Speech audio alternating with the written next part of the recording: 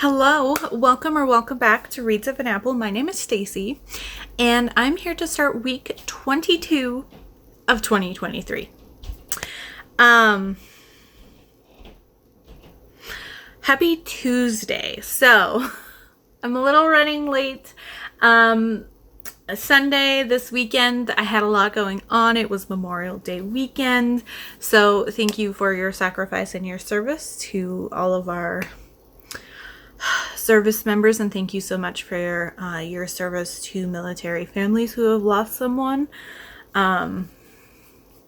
If you are not American or you don't know much, specifically Memorial Day is to honor service military members who have passed, and Veterans Day is to celebrate all of the ones that have it. So just throwing that out there. But anyway, I had Monday off and I had a bunch of plans. I had a huge to-do list. I did get quite a bit done on my to-do list. However, I also feel like I got nothing done because I started some fairly large projects, but I didn't finish them, but I have completed several steps. So I'm just going to kind of talk about them really quick. So I did do 2 more loads of dishes, which may sound really weird, but I've been going through stuff from a storage unit that has been in a storage unit and going through things, and I can see the light. Boxes behind me have not changed. However, I did go through and I unpacked quite a few boxes in the craft room, because I'm changing up the way I'm doing things slightly. So I did some work in the craft room. I got my filing cabinet kind of set up, and I started kind of going through some of the yarn and figuring out how I want to store stuff where. Right now I have all of my Red Heart Super Saver in a giant foot locker, but I'm thinking of the t-shirts and fabric material type things that I'm going to be using for t-shirt quilts and want to put in the foot locker instead. And I have 4. No, I don't have 4. I have 3. I have 3 foot lockers full of yarn. Plus numerous numbers of totes and things like that. So I have a lot of yarn. I have almost too much yarn. When I finally get things all set up, I'll do an apartment tour so you can see the problem that I have with yarn. However, what's nice is I haven't really bought yarn outside of 4 specific projects the last couple years, which is kind of silly that I'm still purchasing yarn. But it's only for very specific projects because I don't have enough, or I need extra, or I've used and need to replenish what I've used or something like that. But anyway, so I did a lot of that. I also, you will see in the future, it's not out when you're watching this video go live, but once it is out, I'll pop it up. I can't remember what side. I think it's above me. I have had giant stacks of books in my bedroom of the books that were in the storage unit. And I did film myself finally kind of really going through them and really organizing them, separating them down into genres, doing a go through of seeing what I'm keeping, of what I'm not keeping. And then I pulled all of my anthologies and contemporary romance from my living room bookshelves, and I put them on my blue bookshelf in there. I also put together what I call my Asia bookshelf, so that has all of my manga. I have a couple volumes of manhwa, and then all of my K-pop and J-pop photo books, magazines, CDs, DVDs, all of that. So it's all Asian stuff. There's also some little knickknacks and goodies and stuff that I don't display out, but I have on that bookshelf as well. And then I was at the point where I was like, I need a new bookshelf, which is fine because I destroyed one of my bookshelves this last time I moved, and then I specifically trashed a couple of the older bookshelves that I had in the storage unit. that, just have gotten beat up over the times. I do have one that I could replace, but so Monday morning, instead of getting up and going to work when my alarm went off, I got up and I went to Walmart and I bought a new bookshelf. So it's kind of weird because I ended up getting a black one. So the furniture in my bedroom, we've got a light brown is my headboard. We've got like a medium brown is my Asia bookshelf. I've got my really pretty painted storage drawer knick-knack holder thing that's red with like painted cherry blossoms. I've got my blue bookshelf from that my grandparents made me out of wood when I was, I think, in middle school. So that's like blue. And now I have a like gray blackish bookshelf. So everything's completely different. Although it'll kind of match my side table. But that bookshelf will be for my few nonfictions, my straight fantasy that I'm keeping. I have my Janet Ivanovich's I'm going to put on that one. So the Stephanie Plum series books that I'm keeping, plus all of Janet Ivanovich's romance books, because I could not get them to fit in the contemporary without being like double, triple stacked in some sections. And I didn't want to do that. So yeah.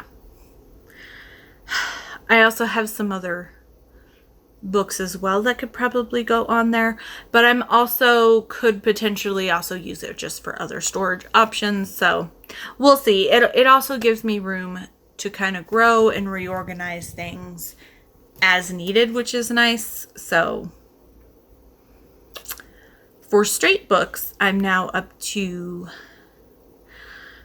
I mean, it's hard to count because I also have some cubby holes with craft books in my craft room. So I have a lot of things. I have a lot of books, but I was kind of stressing out because, my bedroom is where my bed is. It's where I go tonight. And I had stuff like stacked nicely. So I had space, but I'm like starting to like freak myself out over this, and I could probably be better about forcing myself to work on things longer, but it's just so emotionally draining at times to go through some of this stuff. But I had fun because at least I was like organizing books and playing with fun things. So like I said, things are like half finished projects because like I got my contemporary bookshelf done and I got my Asia bookshelf done. And then I also got some new curtain rods. So instead of having the blinds that were installed when I moved in here, I was able to put up my nice pretty curtains in the bedroom and in the craft room. So that's nice too. And so it's just like little things. Taking steps, and I just need to be better. But that was a lot. And then I ended up injuring myself yesterday, and that was fun. I was doing some stuff in the kitchen and making some food and making leftovers for the week for meal prep and stuff. And the cat was like, it didn't matter that I had just fed her. I was in the kitchen, so she needed to be in the kitchen in case I was going to feed her more. I tripped over her probably 4 or 5 times. And one of those times I hit my pinky toe really bad on my oven, and it was just like numb at first, and it was just like that instinctive valve, but it wasn't like actively hurting. And then about 20 minutes later, it had swelled up really badly, where like here on my pinky toe and like coming out like that is entirely bruised.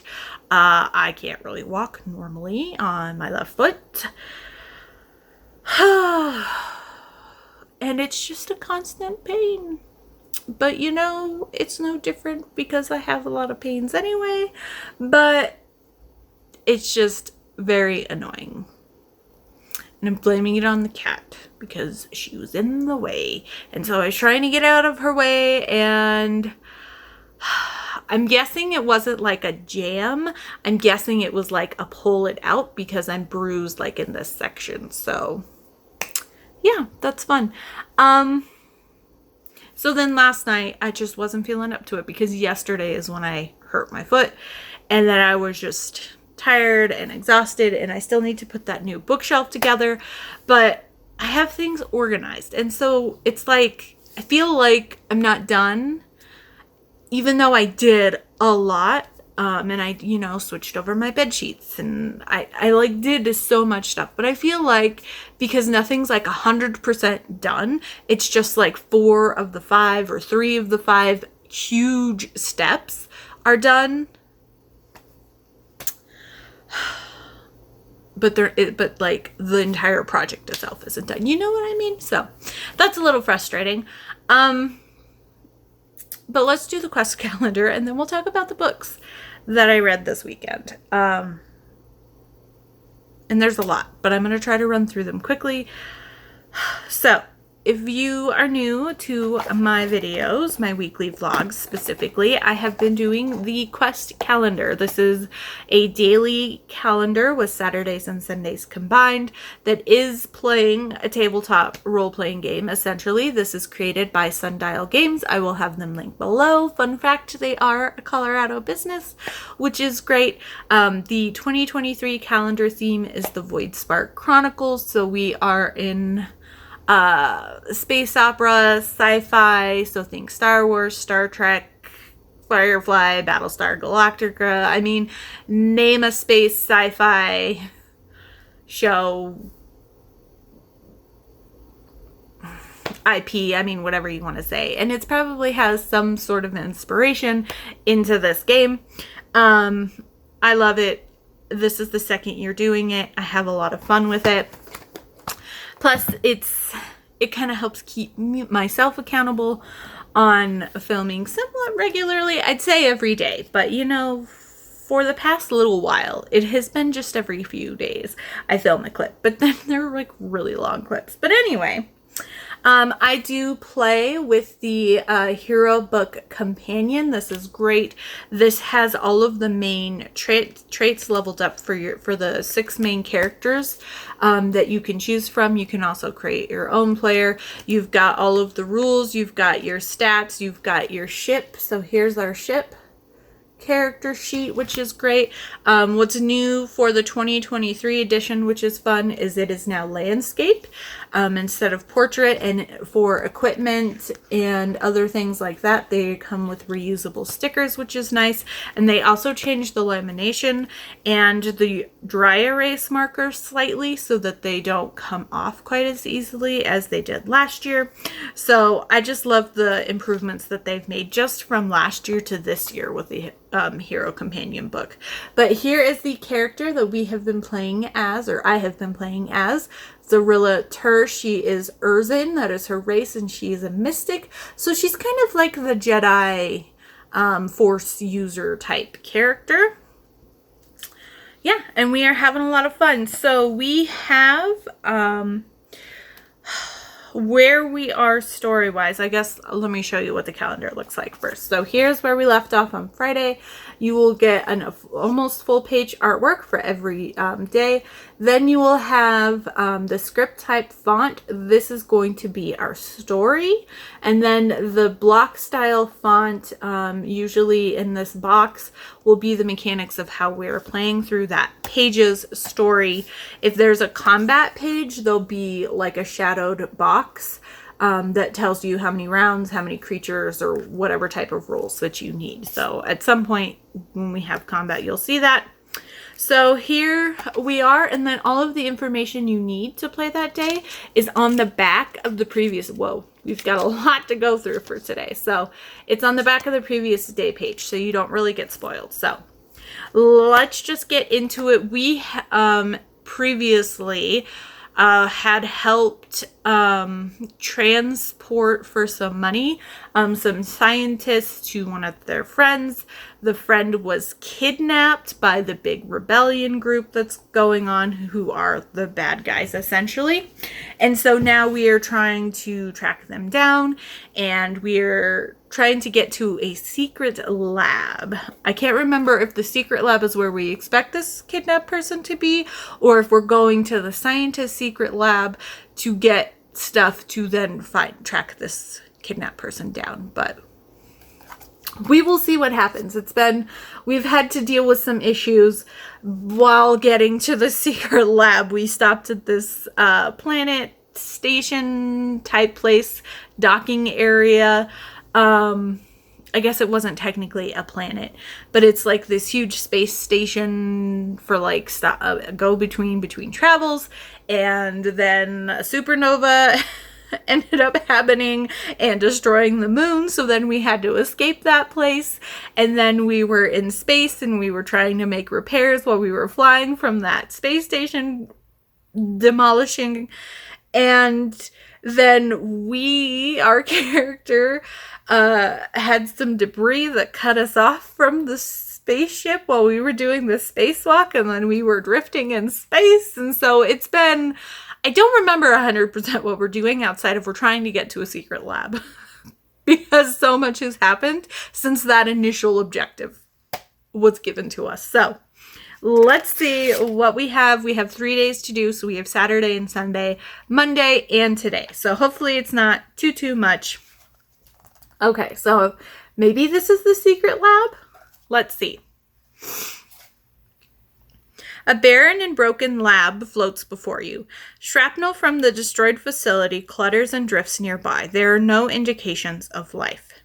So number 1, scan the site for information. And number 2, navigate carefully to a docking port. So once again, there is that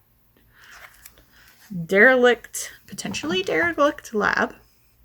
Okay, so number 1, scan the site for information. So this will be an intellect roll reminder computers.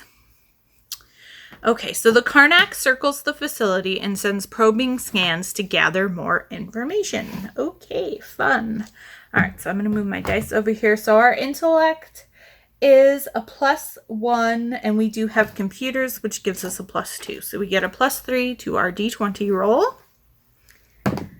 And that is a 13. So 16 total. If the result is 15 or more, electrical systems appear to be running with minimal output. This is likely powering emergency systems such as lights and atmosphere generators. This should be helpful. Movement scans aren't returning useful data due to the debris that circles the lab. The life scanners are surprisingly returning a positive read for life forms. It could be a raider in the lab taking valuable equipment. Note down signs of life somewhere for future reference. Okay. And then on to number 2, navigate carefully to a docking port. You survey a place to land on the ship, but navigating to it and avoiding the floating hazards proves to be difficult. So this is dexterity, reminder piloting. We do not have the piloting skill, but our dexterity is +4. So let's roll again. And that is a 12, so 16 total. Okay, you execute. So if the result is 15 or more, you execute a perfect landing. Gain 3 credits for reward. Perfect. And then the other thing that we'll deal with on the weekend pages, there is a new mechanic added for 2023 called the Sunday Lottery. And what that is you can choose if you want to on that page to roll a d6. If you roll a 1 or a 2, you lose a little bit of money, but if you roll a 3 or higher, you gain a little bit of money. So might as well, what's the harm? So that is a 2. So we lose 1 credit. So we're at net +2 credits for this page. So that is fine. And we will move on. So once again, that was that lab that wasn't as derelict as it looked. And we have now docked. So, okay, it looks like we are going to be trying to make our way inside. Okay, the nearest door to the lab facility is locked. The keypad seems to have power, though. Okay, so number 1, enter the code. Okay, and then it looks like there are 4 options for number 2. A is pick the mechanical locking mechanism. B is hack the access panel. C is break the door down. And D is blast the door down. So we're going to go through number 1 before we decide what we're going on here. Okay, so the following appears before the keypad. 5, square 3 square 1 square 4 equals 6. Type in the correct 3 keys of the following 4 to make the equation correct. So there's a plus, a minus, a divide, and a times symbol. So I'm going to pause the video while I figure this out, and then we will see what happens. So I will be right back. Okay, so this one was like super easy. So I'm going to say it's 5 minus 3, which gives us 2, times 1. So that's still 2. So minus 4. Although technically the times would be first, but still 3 times 1 is still 3. So then you'd have 5 minus 3 plus 4, so that would be 2 plus 4 equals 6. So we're going to check the solution. 5 minus 3 times 1 plus 4 equals 6. That one was a lot easier than the previous one that we had that was similar to that. This one took me less than a minute, which is fun. I didn't even have to like jot down notes because I was like, wait a second, these are all fairly close numbers. This shouldn't be crazy.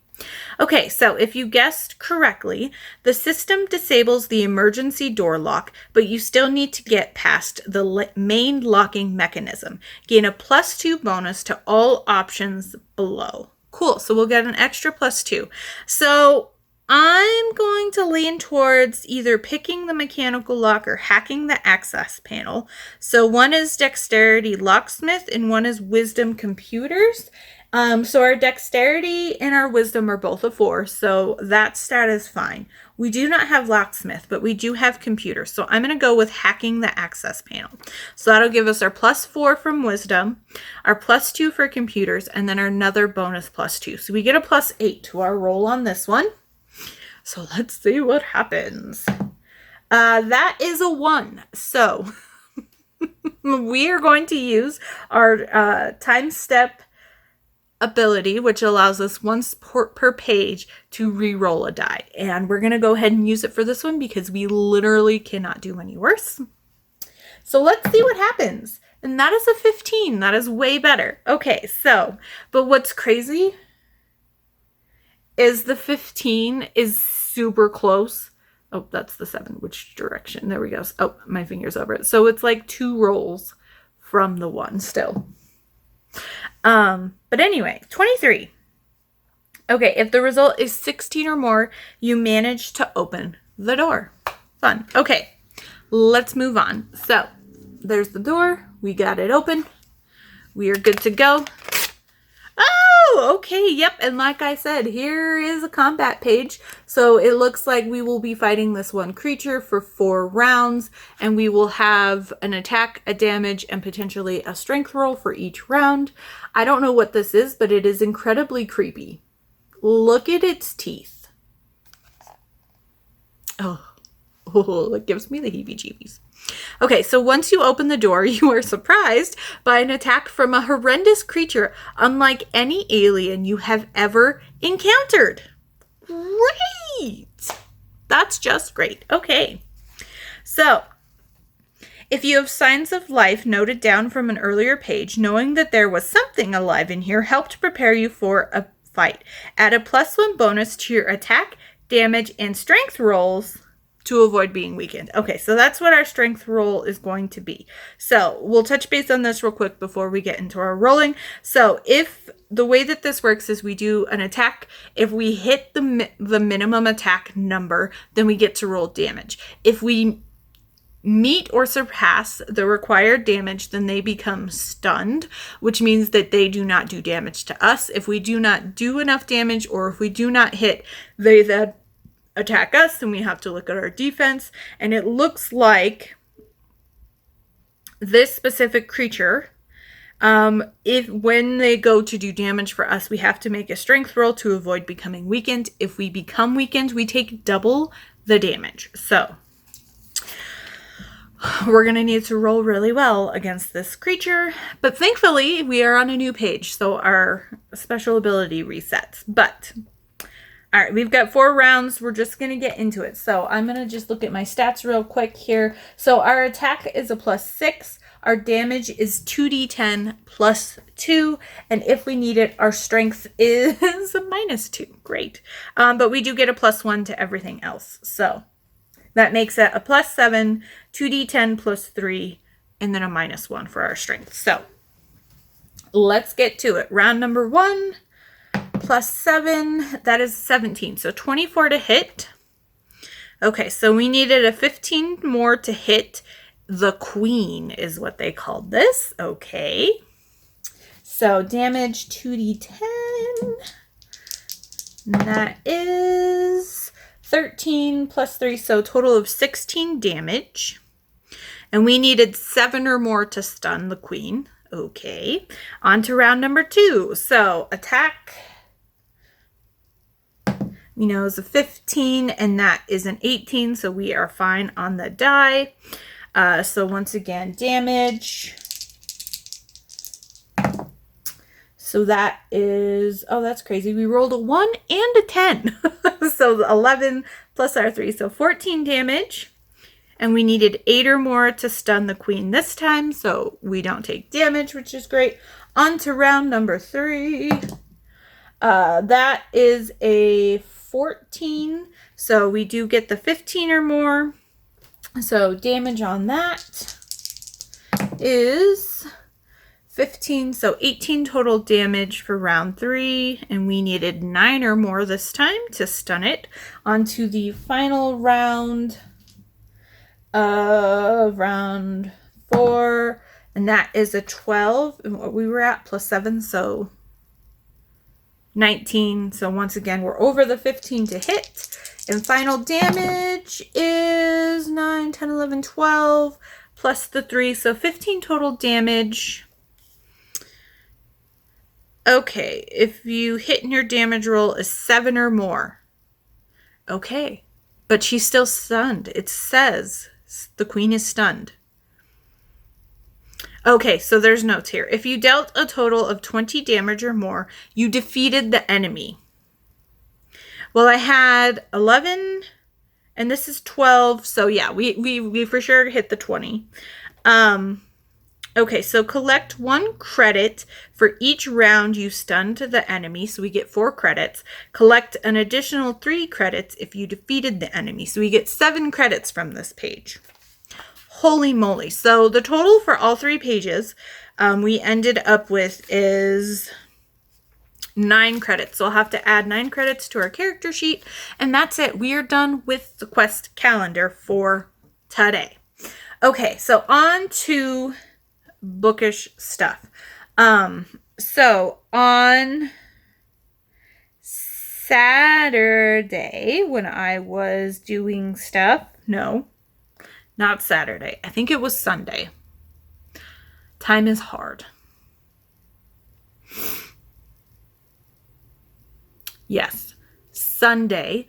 I picked up a couple audiobooks while I was doing a bunch of stuff this weekend. So on Sunday, I started The Introvert's Guide to Speed Dating by Emma Hart. This is the 2nd book in her Introvert's Guide series, which I have recently rediscovered Emma Hart, and I've been really enjoying the small town that this series is set in.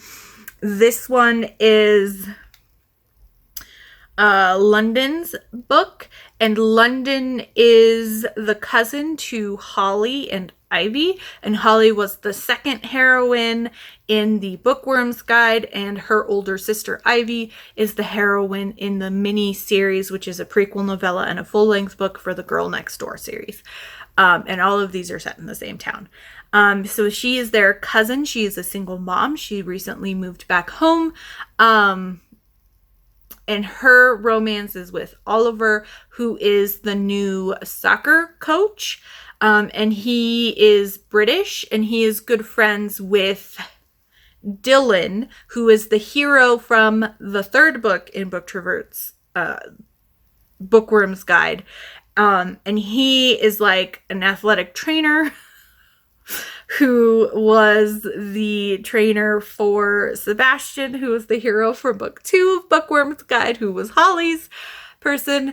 And he was a professional baseball player. So in that book, Sebastian is dealing with an injury and basically is kind of forced to retire. He takes his paid out sum from his remaining contract, and he's starting like an athletic center in this small town to service this and the other nearby small towns.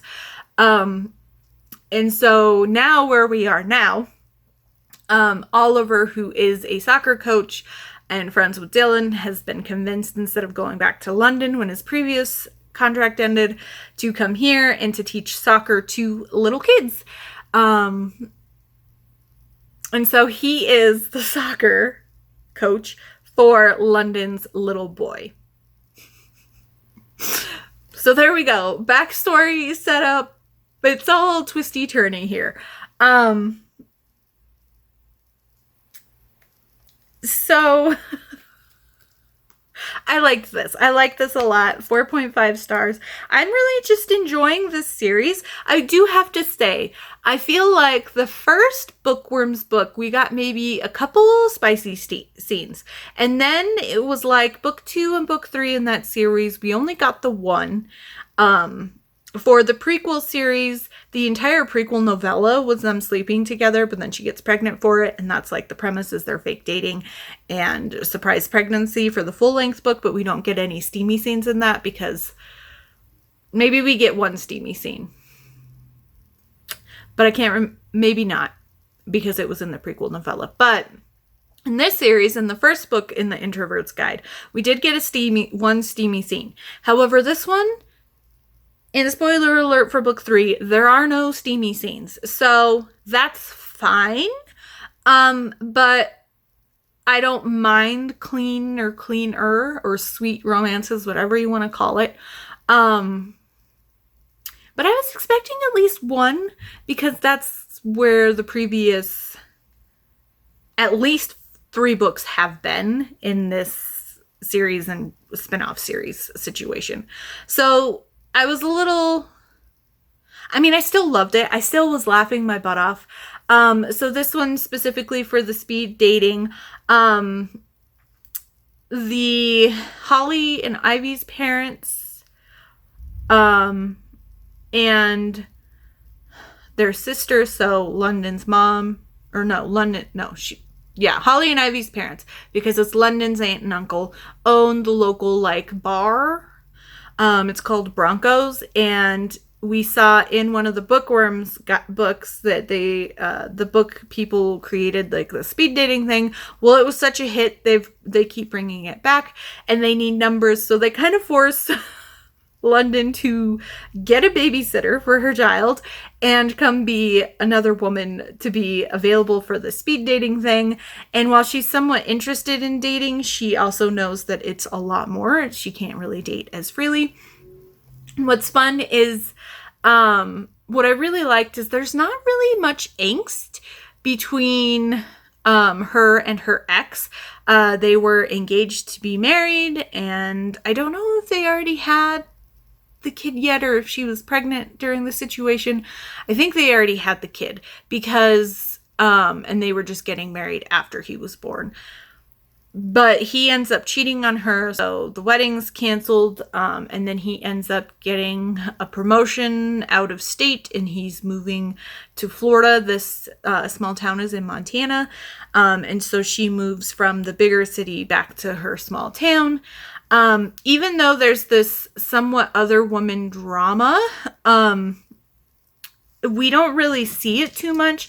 It is mentioned a couple times, but only because she is incredibly rude and she's incredibly jealous when the ex, Christopher, I think was his name, wants to spend time with his son. And so she gets jealous of him, like making plans or saying, yeah, we can't really go out and do these things that you want to do as a date because I'm going to have my son for the weekend. So we need to pick something that's kid friendly.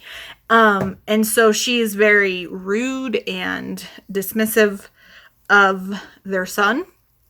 And so it's not, and so I feel like London doesn't, like, she dislikes this other person, and she, like, because this is also the person he cheated with her on, but she's more disliking of her because she's so rude to their son. And she doesn't bring it up. Her son actually mentions that she had said some things while he was video chatting with his dad, or he had overheard her say some things that weren't nice to him. So he made it a point to come to his mom and be like, I don't really like this girl. I don't like dad's girlfriend.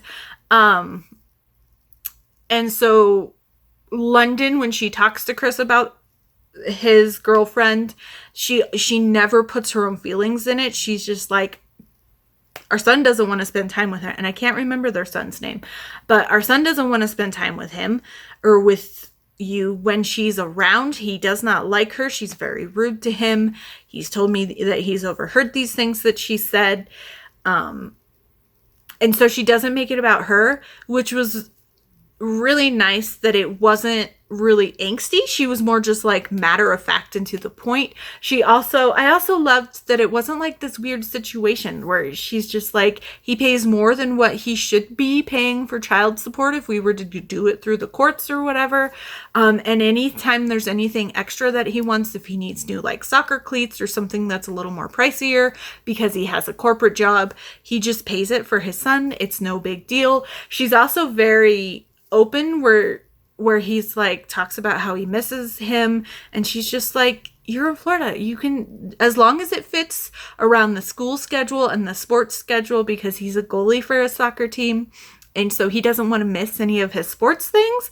But she's just like, yeah, if it fits within the schedule, take him for a week, take him for a couple weeks and a weekend or whatever, and take him to Universal and, you know, have him come hang out with you and see your place in Florida. Like, the way that they've handled the situation with her having full custody, but she's just like so open to Chris still being in her son's life, and there's not like really any hate between them.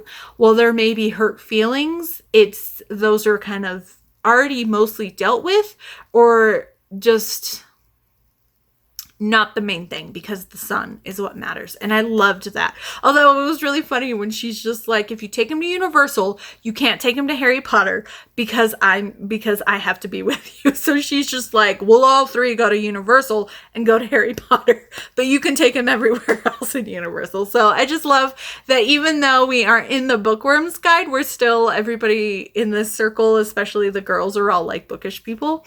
And it just makes me happy because those little things get thrown in. But yeah, I love this.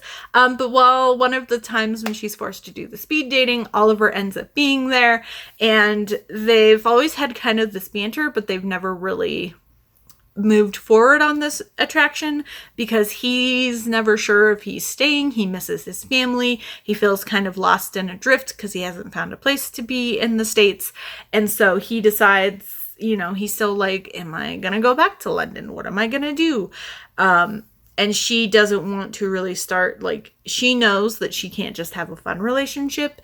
She would rather, like, it needs to be serious, and she needs to date somebody with, you know, the awareness she is a single mom, and she can't just have a fling and, you know, have them meet the kid and get attached and the whole thing.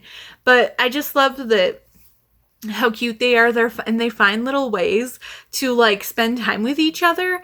But I absolutely love that at the same time they're like, you don't really need that, right? Like, she calls him one time because she wants him to come over, but she's just like, I need help putting up a shelf. And then when she hangs up, she's like, oh my God, I gotta go buy a shelf so he can come over and put it up because I don't know why I said that. And so it's like little cute things like that. And I love this. 4.5 stars. I just was a little disappointed that we didn't get at least one steamy scene after, like, the precedent had been set for the previous books. So I'm going to leave it at that because this is already a super long clip. But for my reading challenges, for Gildathon, I applied this to Hotshot, which is one of the characters is highly trained in their job, and I would consider a soccer coach being, like, highly trained to teach soccer. And then for Read the Season, I use this for holiday number 3 for the letter I for introvert. So there is that. Then I was having such a fun time. I was working on the craft room when I finished this. I was like, I'm just going to do it. I'm going to finish the series and we're just going to do it. So the third and final book in this series is The Introvert's Guide to Blind Dating. This is Piper's book. Now, once again, how this fits into the world of the series is Piper is Colton, no, not Colton, Josh's younger sister. Josh is the best friend of Colton and also the hero from the first Bookworm Guide, and his heroine is Kinsley, who is Colton's sister, so that was a best friends or brother's best friend situation.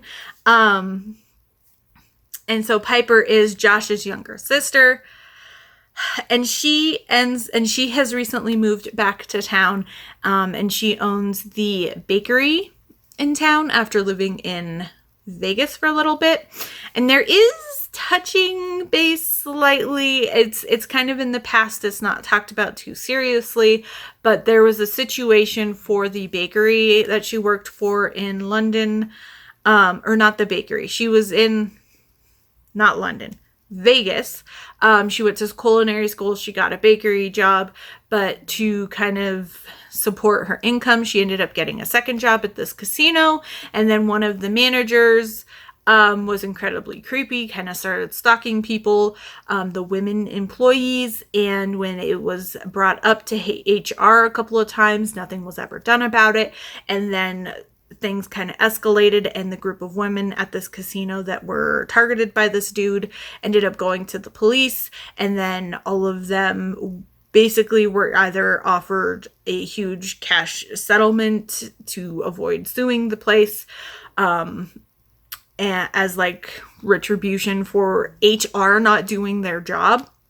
And I guess most of the women just took the money because it would have been way more than what they would have gotten had they actually charged this dude.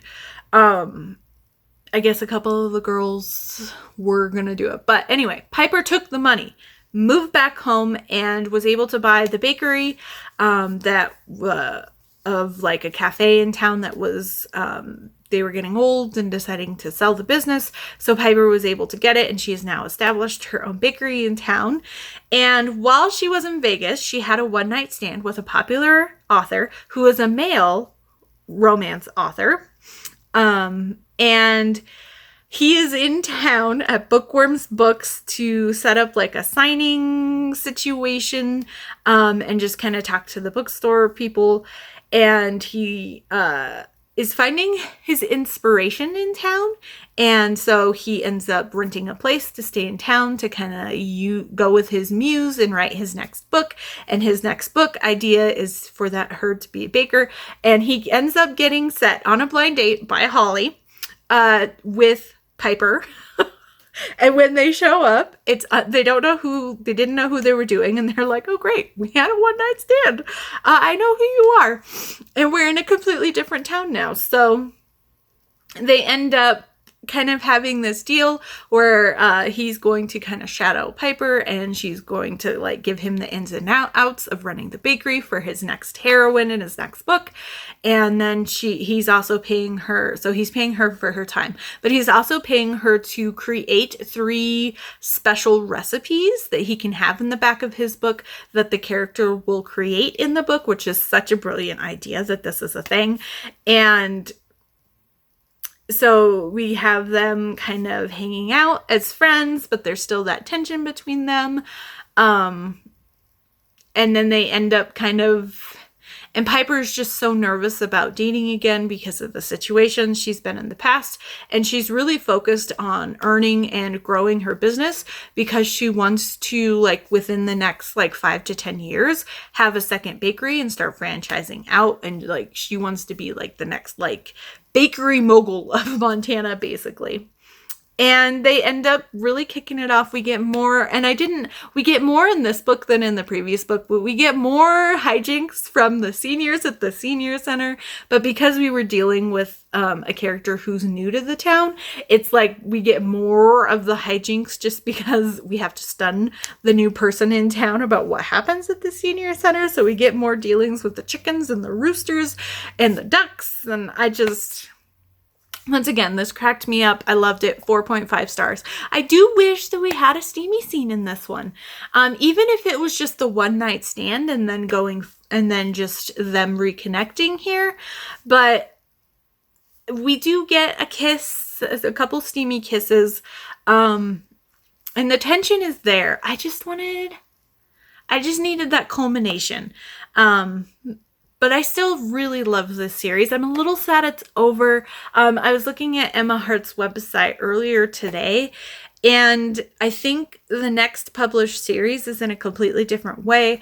The epilogue in this is set, it definitely is like a wrap up for all of these spin-offs. We get Ivy and Kai with their second baby, pregnant with their second baby, who's the Girl Next Door series that I mentioned.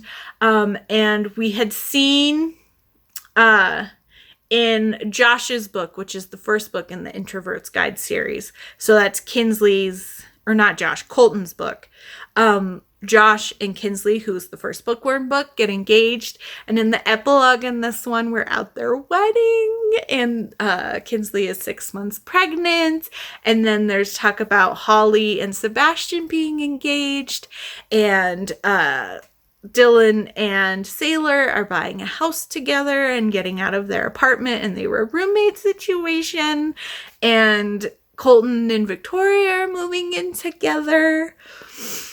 And Oliver and London are still doing good. And it was just like a whole wrap up of the series. And I was tearing up a little bit in this epilogue because it's just all of these things of this huge friend group and family group, and everybody's had their HEAs. And there was a little bit of talk in the beginning of this one where Piper's like, I get it, you guys are all paired off and you want me to be paired off because I'm the last person standing, but I'm fine.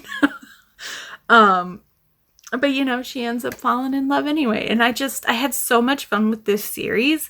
I've mentioned it before, but the first couple books that I read by Emma Hart, I read a couple of her standalones, and I DNF'd one, and I gave like 2 or 3 stars to the other, and I wasn't a big fan. But then I ended up picking up a different trilogy by hers, and I loved it. And I actually own 2 of the 3 in paperback, and I'm just waiting for the other one to go on sale, and then I will purchase that one as well. But I am such a big fan of these series. What I have noticed, though, that the first Bookworms book guide was like 300 and something pages, and I feel like every book got shorter and shorter, and now they're like in the 150, 175 range. But I think that's probably why that one was one of my favorites. But I really love these series. They're like popcorn. They're light, they're fun, they're easy, and they're just so quick to binge through. And I just had the best time listening to these, and I'm definitely intrigued to read more from Emma Hart and see what other books she has in her backlist, and see if there's any others that will work for me. And this is also why I don't say no to authors who have had previously bad books before. I might not read them for a little bit, but then if something really interests me, I'll pick it up and see what happens. So I don't like to say just like no more with authors very often. And this is why, because I have now read 7 books and a novella that were all 4 or more stars that were great. But anyway, I will move on because I'm talking so much. For Gildathon, this is the last in a series, so I used it for that prompt because that gets me more points I used it for that instead of a prompt because that gets me more points. And then for Read This Season, I also applied this to holiday number 3 for the letter I. And if I remember correctly, this is finishing holiday number 3. So there's that. Now, after I read those 2 books yesterday, so I had started the second book yesterday, and then on Sunday, and I finished it Monday. And then Monday, I finished that. I read Blind Dating, and then I was looking for something else to read. on Hoopla, and I have 2 checkouts left, and it is the 30th. And then I was also looking Hoopla May bonus. When you're seeing this, it's already over, but there's a bunch of bonus borrows that are up for Hoopla. So what I might try to do is, because tomorrow's the final day in May, and bonus borrows don't count for your limit of the month. So I think I'm going to, hey, somebody ordered crumble cookies, not me.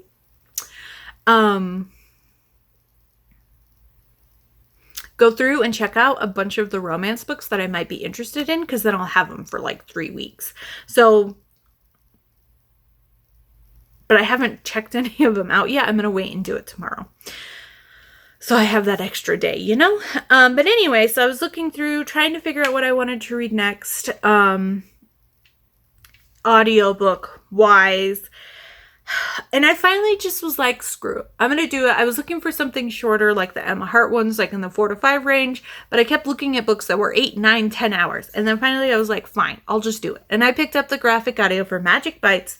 And I started my reread. Oh my gosh. 5 stars. 5 freaking stars. This was so good.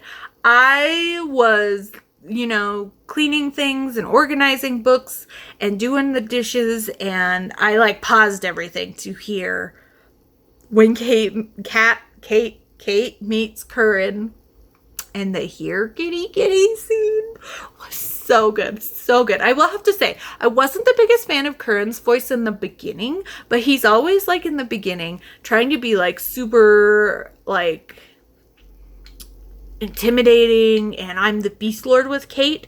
So I feel like when we got more towards the end of the book, when we got to see that like Kate and Curran banter really kind of start to develop, and especially when we got to like the Curran POVs, and so we heard him in his more normal tone, or what the voice actor is doing for his more normal tone, I was like, okay, I'm feeling Curran now. So I ended up listening to all of this. I will say, so this graphic audio has all of Magic Bites, which is the first book of Kate Daniels, which is the Kate Daniels series by Alona Andrews. But it also has the 2 Curran POVs for Magic Bites, which is Curran's POV when he meets Kate in Unicorn Lane, and also when they run into each other at Fernando's, which is a restaurant, when they're both there with different dates. And then it also includes the prequel novella where Kate meets Simon, a questionable client. So I am at 94% of the audiobook. For my tracking purposes, technically, I've read and finished Magic Bites yesterday, as well as the 2 Curran POVs, and I got through 71% of A Questionable Client. And then today, when I got home from work, I was putting up, I was re-putting up the curtain in my bedroom because there were issues and I had to get new things. And I finally was like, this should be long enough for the hooks to set on the wall. So I put up my curtain, and then I was editing last week's weekly vlog to get exporting. I finished it there. I had like half an hour left. So I finished A Questionable Client today when I got home from work. And it's great. It is absolutely great. I gave everything 5 stars. I had previously rated A Questionable Client 4 stars, but I bumped it up to 5 because the just superiorness of the graphic audio just made that short story novella so great. And I just had so much fun. If you haven't read Kate Daniels, I highly, highly, highly recommend it. If it seems slow at first, it is an urban fantasy with but there is an overarching romance for Kate and Curran. And it was really fun going back and rereading and seeing like them give like little, like make little comments about each other. And I'm like, oh, you don't know what's coming, do you? And it's like Curran saying things about Kate, about like a little annoying thing she does, or how he's just like, oh my gosh, this merc. And I'm just like, Curran, if only you knew that you would be giving your entire everything for Kate. And then I was thinking about the fact when he's like taking out other gods, when he's making these comments, I immediately thought like he was so willing to risk himself and he was eating these god creatures because he was going to become part god, because he knew Kate would basically sacrifice herself. And so he needed this godlike power to save her. And that's a spoiler, but oh my gosh, I just, knowing what was to come, I told myself I was just going to reread the series right now via the audiobooks as they come out. We only have release dates for the first two. I think maybe the third one has been, we have a release date. The second book in Kate Daniels has released on graphic audio. It has not been posted to Hoopla yet, or maybe it comes out soon. And it hasn't, I don't know. I'm waiting for it to come up on Hoopla, and then I'll probably listen to it when I have more free time to read, like I did with this one. So they're great, and I love them to pieces, and I'm so happy that they're doing the Kate Daniels series now. So once we're done with the Kate Daniels series, and I'm hoping we get the final or the latest Innkeeper Chronicles book as well in graphic audio, then I need them to do Hidden Legacy, because that series is also very cinematic. So I'm just happy that graphic audio is like picking up my favorite authors. And I highly recommend Kate Daniels. Oh, what I was going to say before I get distracted is it's an urban fantasy. There is romance. We also do get side romances. A lot of people say that they feel like the series doesn't hit its stride till really book 3, and that's really when the romance kicks in. So if you're reading for the romance, just be warned. I definitely thought book 1 was great the first time I read it. It is, you can tell as the series grows, their writing gets better. But as someone who the first time I read this series, I'd only read a couple of the Hidden Legacy books before, it just felt so, it didn't feel like it was bad writing to me. It's just, I can see where if you've read a lot of their newer books and then you're coming back to this one, that it does seem like it's bad writing. But because I hadn't read too much of Alona Andrews before going into Kate Daniels, it just, I felt like I could grow with their writing style. But I highly recommend them. They're one of the best writing duos. If you did not know, it is Alona and Gordon Andrews. They are a husband and wife writing team. And they are also very good friends with Grace Draven and Janine Frost. And I love all 4 of them to pieces. So, as for reading challenges, I'm not applying the current POVs. Oh, 2 things. And I did bring out this because the current POVs and a questionable client is in this, but we're talking about Magic Bites, so I'll just leave that up. For Gildathon, I used this for Musical May, and I applied this to the Gallivant musical song Gallivant, of which it is the chosen one trope, and Kate Daniels is the chosen one throughout this whole series. We just don't see it too much in this book, but I know she is the chosen one. And then for Read the Season, I applied this to holiday number 4 for the letter I. And then I didn't apply the current POVs to anything because they're super short. And I just did 2 of the current POVs, and there's technically 9. If I had read the whole collection at once, I would have counted it for something. But because it was just 2 short ones, I'm not going to worry about it. Maybe if we eventually get to the end of them, maybe at that point I'll apply it because I had read them over the time. But for my reading stats wise, even though this is technically all one audiobook, I did do it as 4 separate things on my tracking list, which I meant to say before I got off on tangents, which is what happens. So on my tracking spreadsheet, and when I do my breakdown, I will be talking about them as 4 different things, but they were all included in this one audiobook, which is great. But so I didn't apply the current POVs to anything, but I did do a questionable client because that's like 65 pages or something. So I feel like it's enough to count for these reading challenges. So for Gildathon, musical May. I used this for Phantom of the Opera for the song Phantom of the Opera, and that is a character with a secret or hidden identity, and Kate is Kate, but nobody knows who her real father is, and she pretends to just be like this no name, not as powerful merc, and nobody really knows who she really is. And for Read the Season, I applied this to holiday number 5 for the letter I. And I know these only accounted for 2 reading challenges, but I have finished all my other ones that I have currently, that are like currently in the time frame.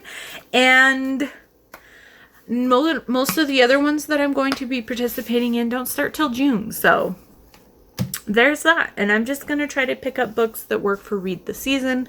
Also, I should mention, last week I did start Scoring the Player by Rebecca Janchak. I'm now at 54%. I feel like I didn't read it all this weekend, even though I read a bunch of audiobooks, but because I didn't read much physically because I was so busy. But I am at 54%. My plan is tonight to finish this. I'm still having fun with it. We finally have some like kissing, and they're becoming even more friendly. This is a fake dating situation between Dahlia and Felix.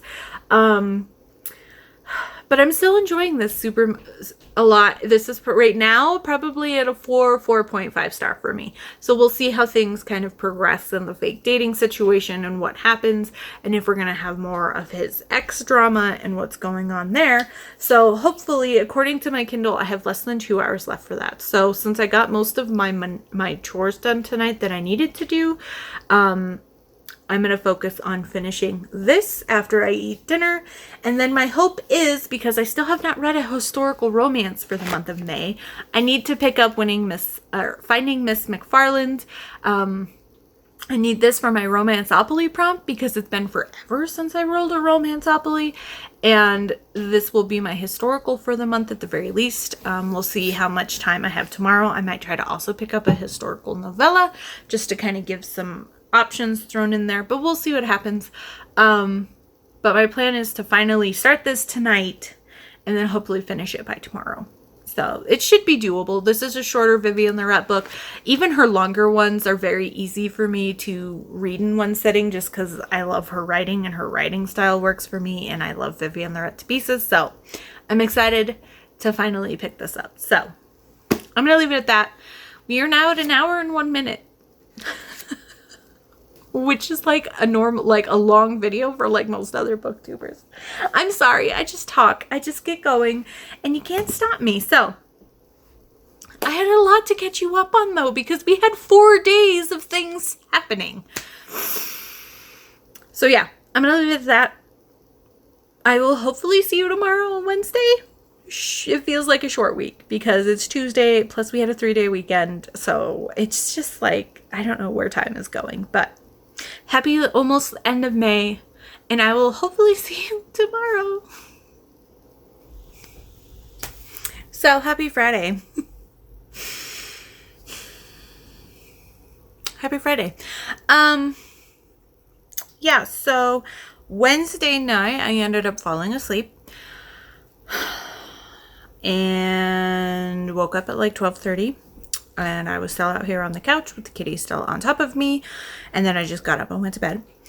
And then last night I watched the Nuggets game because the Nuggets are in the NBA championships. And so I watched that, and that got over like just before 9 o'clock. And then I was tired. And so I was like, you know what? I'm just going to go to bed. So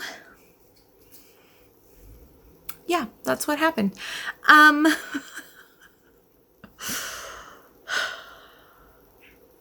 We have some catch up to do, but I'm going to try to get through things somewhat quickly tonight. So as for books that I was reading, I did finish Tuesday night, Scoring the Player by Rebecca Janchak. I'm going to give this 4.5 stars. I really, really enjoyed this. I thought it was just...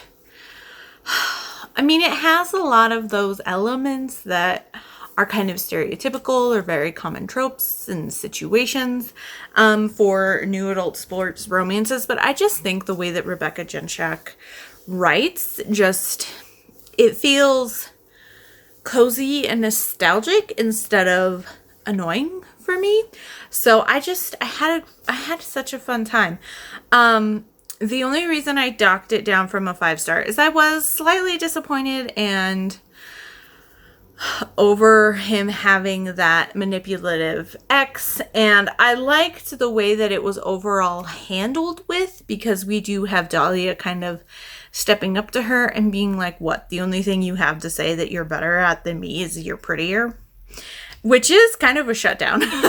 And I liked how she's also sporty, she's a golfer, but oh my gosh,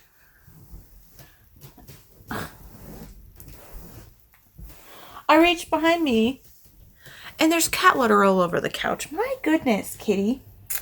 The life of a cat owner.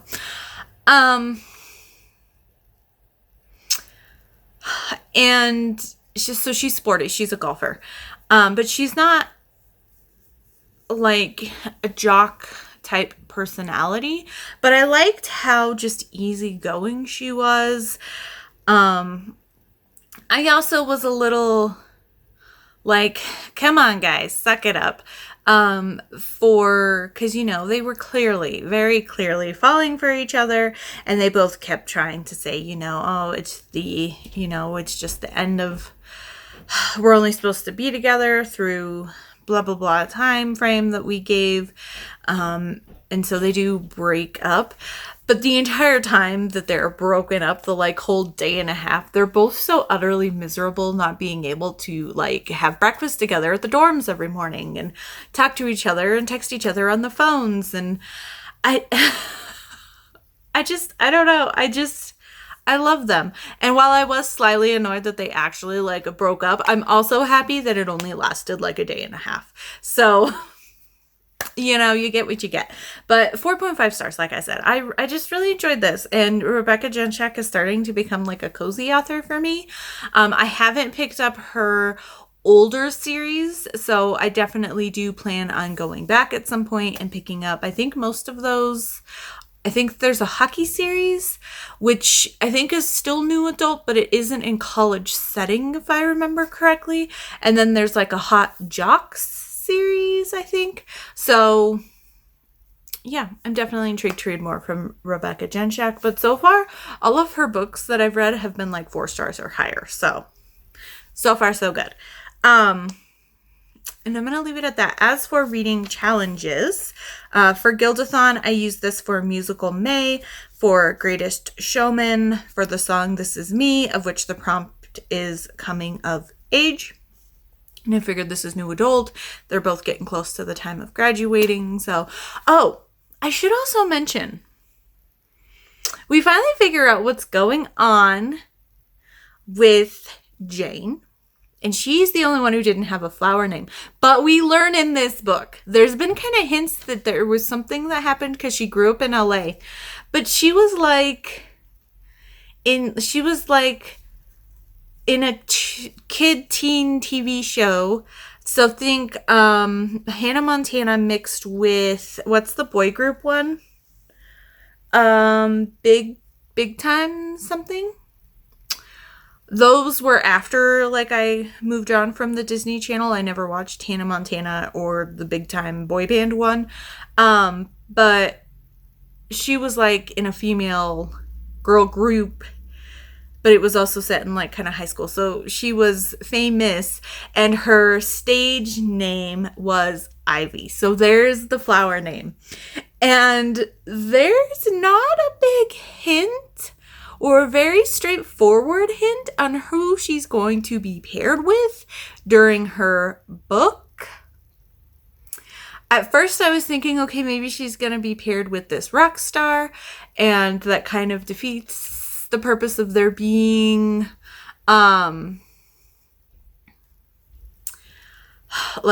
these also being sports romances. But then it also seems kind of like her and Felix's friend and teammate Lucas. Like he was kind of crushing on Jane, and then I guess he like follows all the fan accounts of Ivy. And so he's like a huge fan of her.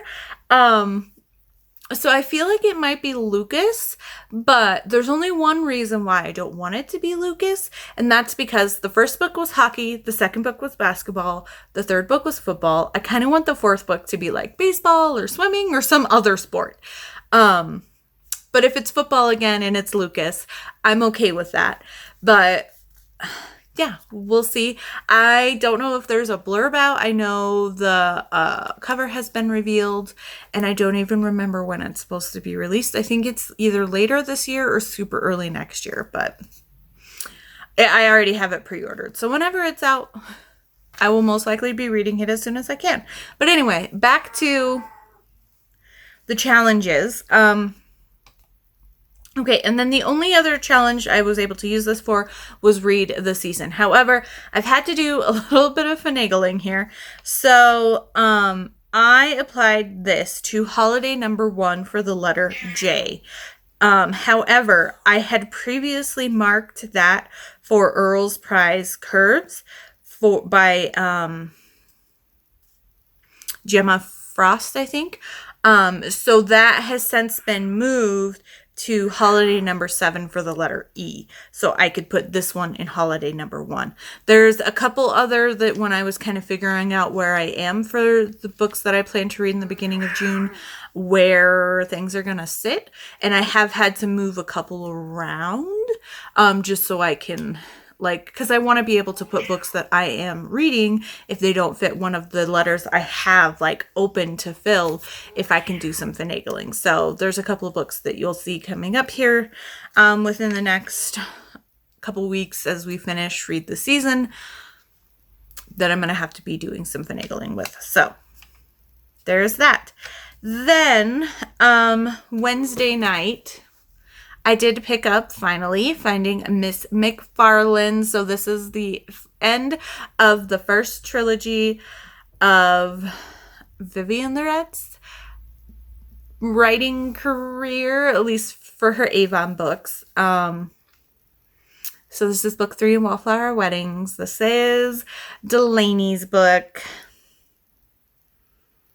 And I'm going to give it 5 stars. I just can't. I mean, it's probably my least favorite out of the 3 books. I think my favorite would probably be book 2, Winning Miss Wakefield, then Daring Miss Danvers, then this one. If I was a person who went super specific, I'd probably give this a 4.75. But I'm just gonna stick with a 5 because it was enough for me to move to doing half stars, but I don't think I'm quite there to pick up quarter stars yet. So we're just going to leave it at a 5. I still thought it was super duper fun.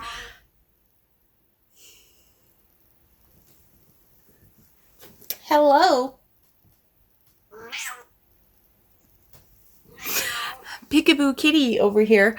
I didn't even see her jump up on the couch. All of a sudden she was just behind me yelling at me because that's what she does. But anyway, I really enjoyed this. So, Delaney had an incident, and we finally learned what the incident was. So, on the night of her debut, she was very nervous, and I never could quite tell if this was, it's mentioned later as kind of an aside, but I don't know for sure. But she ends up getting some lemonade or punch or whatever the drink is at this ball where she's making her debut. And her cousin is like, oh, here, have a drink, settle your nerves. And it ends up her stomach ends up cramping. And when she meets Griffin, who ends up being the hero of this book, she throws up on his boots. So that is the incident. And since then, she's pretty much been ruined and ostracized from society. She's invited to events and she goes to events, but she hasn't really had any marriage prospects. She's also an heiress, and her father has since doubled her dowry to try to get somebody to marry her. And she has a very contentious relationship. She is a redhead. She's very fiery. She's quick to anger. She's definitely one of those more feminism forward. She just wants to do what she wants.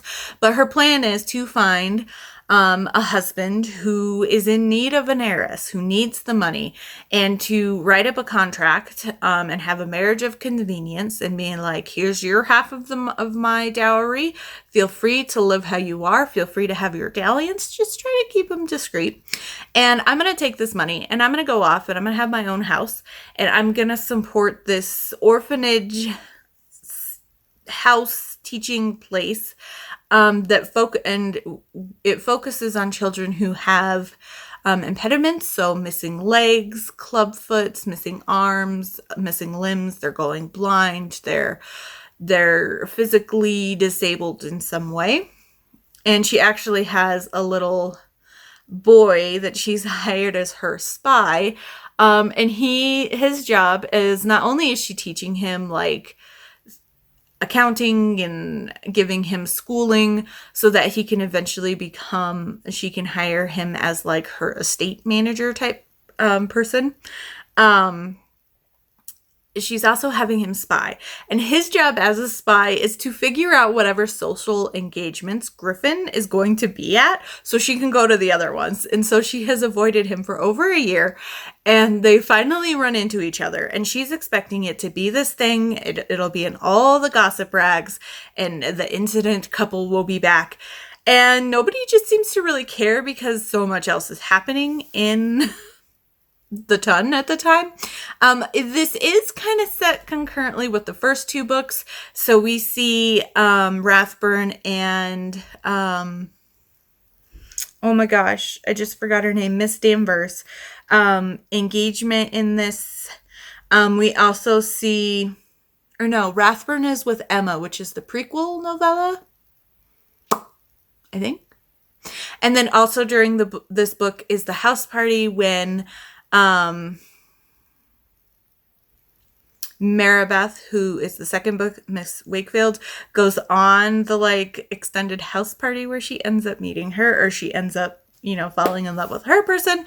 And then so this happens kind of over during the same one. So we don't actually see the three girls together very much. And so that was a little bit why I knocked this down compared to the other two, is because we didn't get as much of their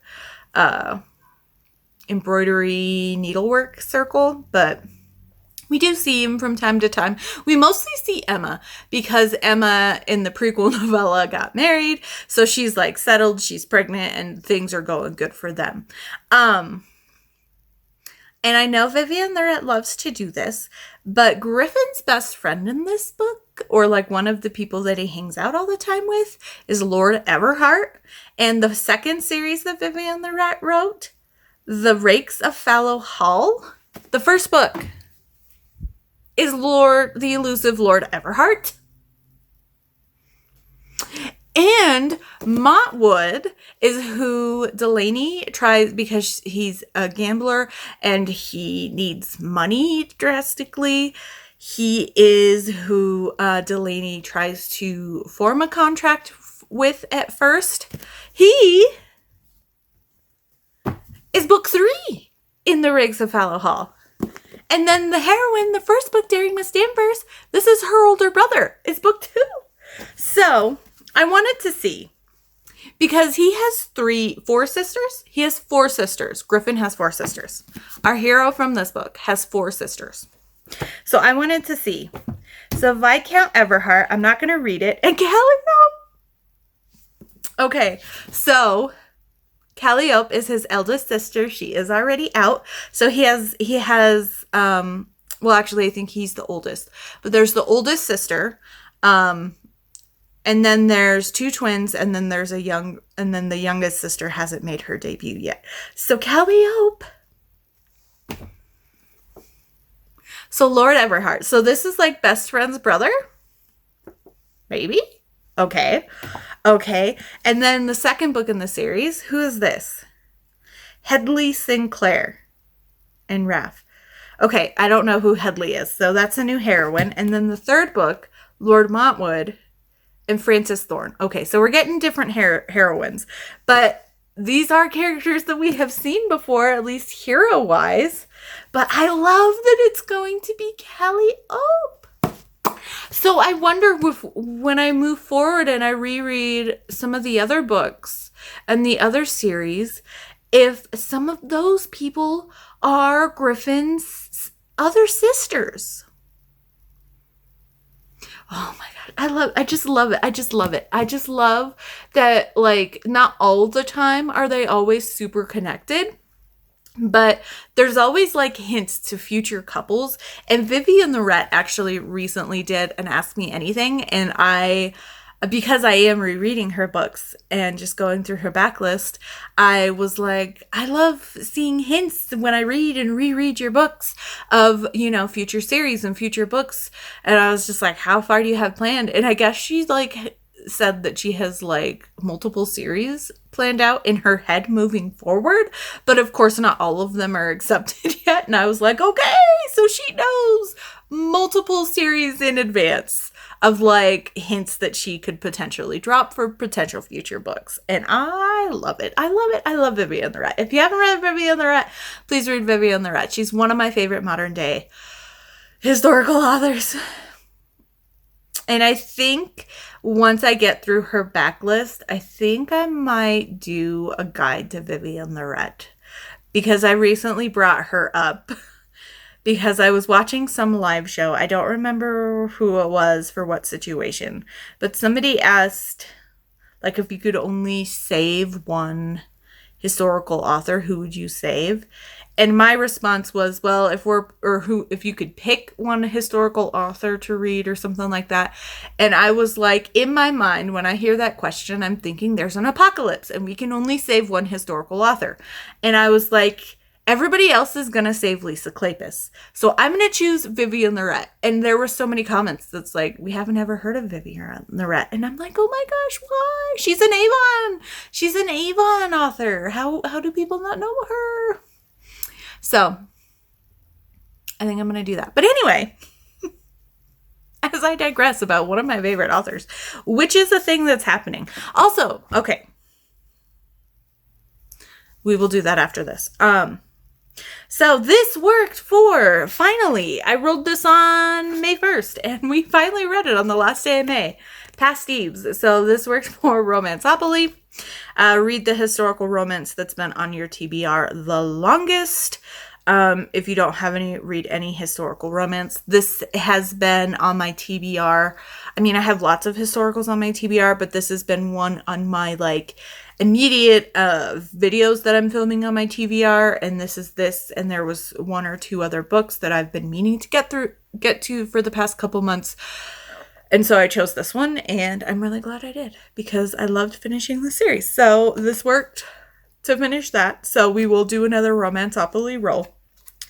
And then for Gildathon, I used this for end of a series because that gets me more points. And then for read this season, I applied this to Holiday 4 for the letter L. So there is that.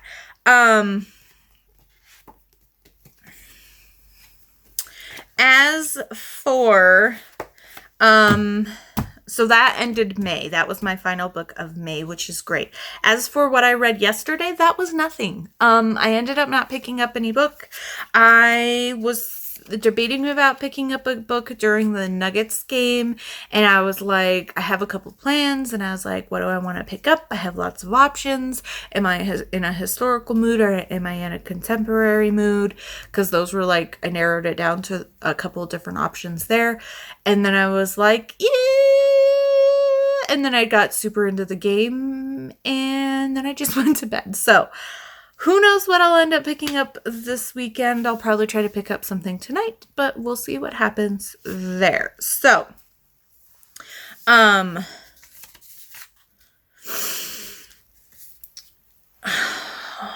looking at my notes of what I had for things. Okay. So, other bookish stuff I do want to throw out there.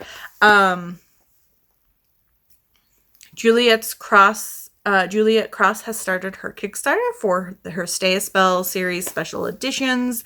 It is a pretty penny. I will say that I have been saving and setting aside money and not spending as much as I can so I can make sure that I had enough for this. It ends at the end of June. So I'll have it linked down below. Definitely check it out. I have already put in my backing thing. I need to save a little bit more, but I have 2 more paychecks this month that I can set more money aside. So I have budgeted out. So I have enough to pay for it at the end of the month, but it is a pretty penny. And of course, I'm doing all of them. And what has been added now that it's been announced and everyone can see it, the novella anthology book, Walking in a Witchy Wonderland, also is going to have a hardcover edition as well, and not just the 6 main books. So I'm super excited. It was funded within like 4 minutes or something crazy. Although she had a lot lower threshold like goal to meet. It was only like 2,500, and I was like super surprised that it was so low. But if that's all she really needed to fund this, that's absolutely bonkers for how much is here. But she's blown way past that at this point, and I'm just so excited for her. So yeah, definitely check it out if you are interested. There's lots of different options you can just get the vellum art, you can get the hardbacks, you can get just one hardback, you can get the whole set. There's so much going on with this. So definitely, if you're interested, at least give it a look and perusal and see if it is something that you can afford. So just wanted to throw that out there. Okay, so I made notes because I was going to film on Wednesday night and then I didn't. So then I changed my notes so I could film it last night, and then I didn't film last night. So I'm trying to change things here on the fly. I will mention, I went through kind of some my TBR, my June TBR. I will link it up above. I mentioned some summer reading challenges. Of course, the day that I posted this video, Ripped Bodice posted their summer bingo challenge. And I was like, of course, if I had waited like one more day to film it, it would have been posted, because I filmed it the day before I posted it. And I was like, great. And I was like, do I want to re-edit the video and add a note saying it is out now? And I was like, no, I'll just link it down below and people can see that it's out now. So it's fine, whatever. I will go over real quick just so you can know what it is. So here's what it looks like. I'm assuming they're doing the same stuff as the previous years, where every time you get a bingo, you can submit in their form, and you can submit up to 5 times. So if you get a blackout, you can only max is 5 entries. And you say first bingo, second bingo, third bingo, fourth bingo, and then a blackout when you fill in their form. So it is as following: June 1st through August 31st, like most other summer challenges. So the prompts: kissing for science. Cover has a body of water. Fae/fairies. Prohibition. Train. Farm. Librarian. Bachelor or bachelorette party. Long distance relationship. Vigilante shit, which I love that we have a Taylor Swift reference here. Grazing hands gently. Left at the altar. HEA, that's our normal, it's basically a free square. Any romance. Protagonist smells like citrus. So if you have an idea of a protagonist that smells like citrus, I feel like this one will be easier to meet than the previous years, which was smells like bread. But if you have any ideas of a book that has a protagonist that smells like citrus, let me know down below.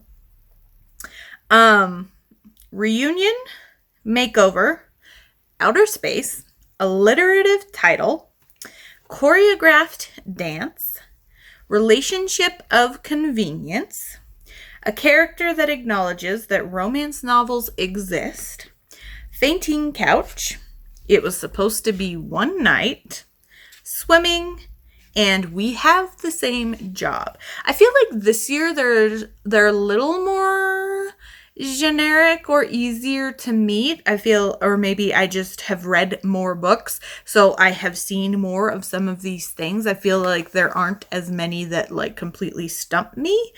And I know that citrus is a popular scent for people to smell like lemon or oranges, or I feel like lemon is the most, but maybe I'm just thinking of cleaning supplies. But if you have any ideas for any of these books, if any of like the specific traits like train or the smells like citrus, or if you heard any of these and you immediately thought of a book, pop it down below so y'all can see it. That would be great.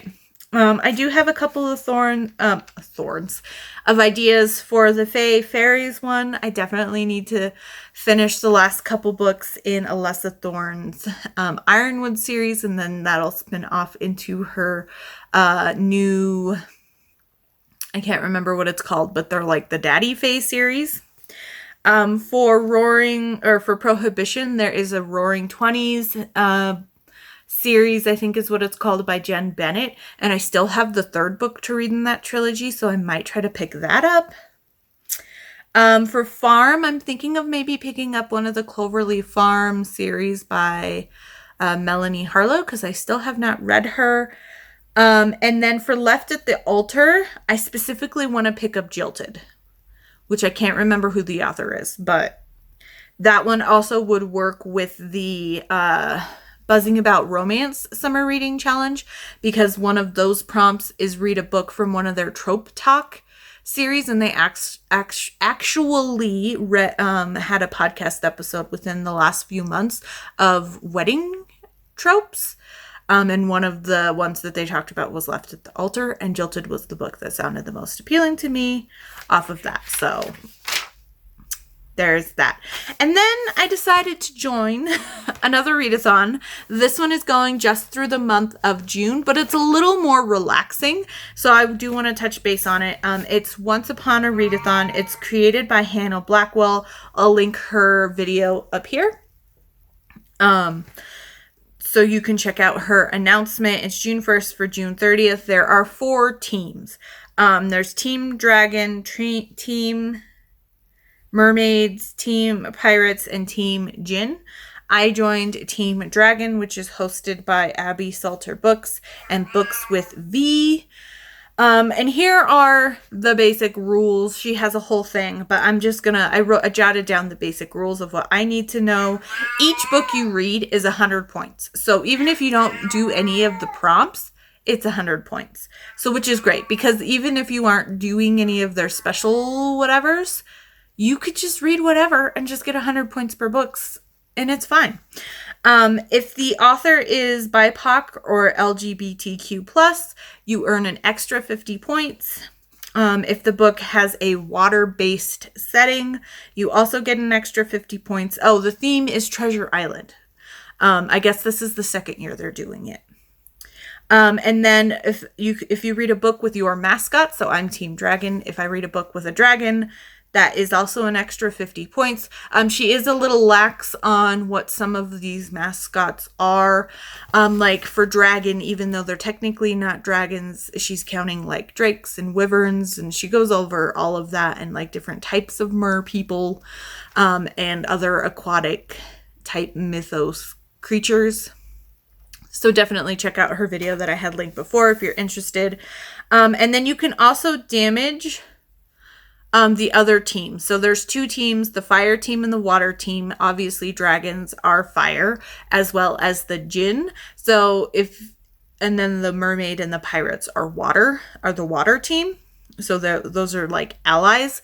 So if you read a book with, like for me, it'll be a mermaid creature or a pirate, then that would do damage of 50 points to the water team. Or vice versa. If you're on the water team and you read a book with a fire person, a fire mascot, then that would do damage to the fire team. But, you know, I just had to go with Team Dragon. And I was planning on filming this yesterday because I wore my dragon ear cuff, and I was like, it's the perfect time to talk about it. But it's fine. I'll just have to wear it again.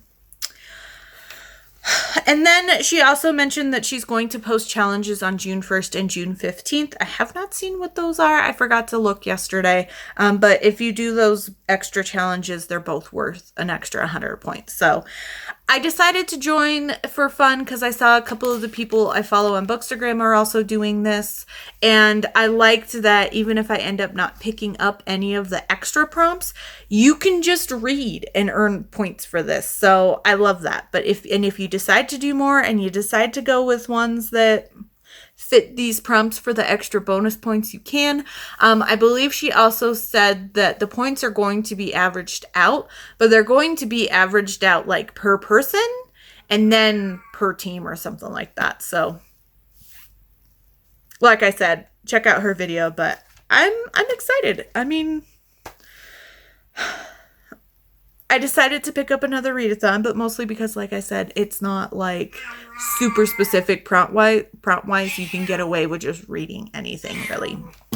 So, I'm going to pause.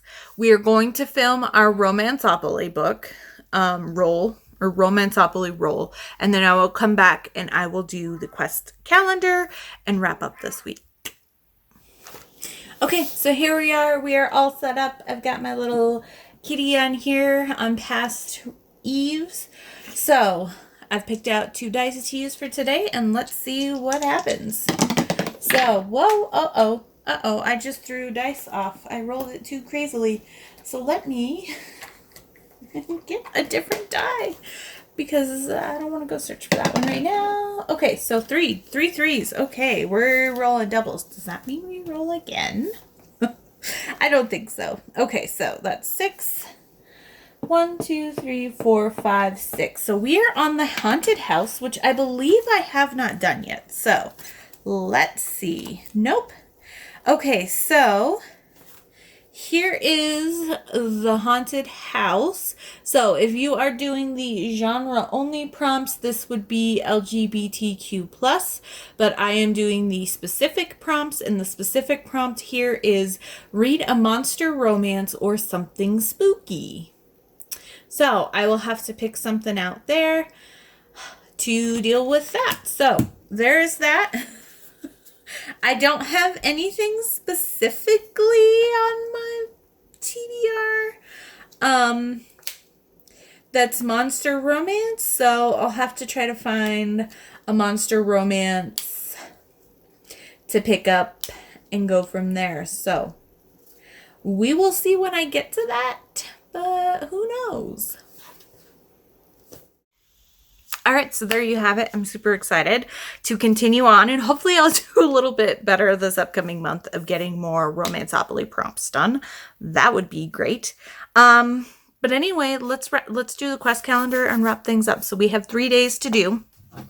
So the first, where we last ended was this creepy ass creature on Tuesday. So let's see what Wednesday was supposed to bring us. Ah, okay, of course. We've got a map. It's map. All right. A low and strained hum of the decades-old life support systems kicking on sends stale air into your nostrils. As you enter further into the derelict space station, lights flicker and struggle to stay on. Even though this facility has been abandoned for dozens of years, you feel as though you are being watched. Okay, great. Don't you just love feeling like you're being watched? Okay, so begin at the X and navigate around the lab.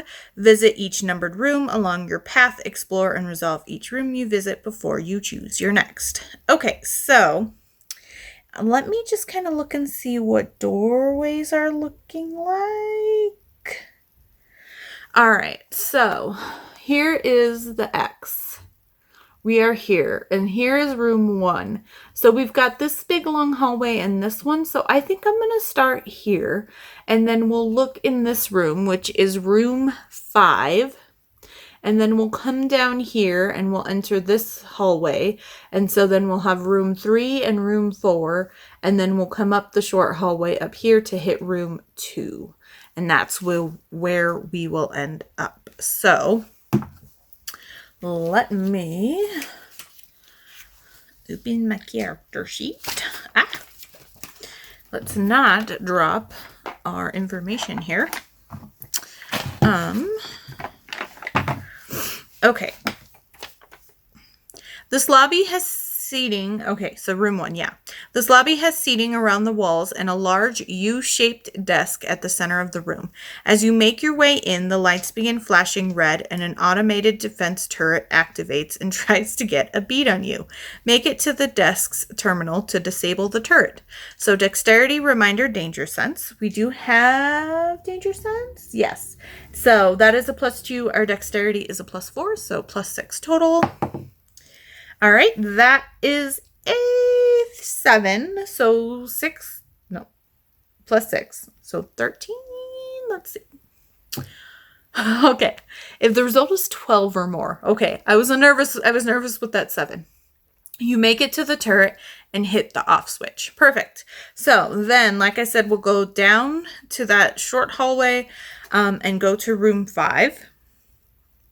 This office room is pristine and untouched. A music player was left on and continues to play distorted music. Weird. Okay.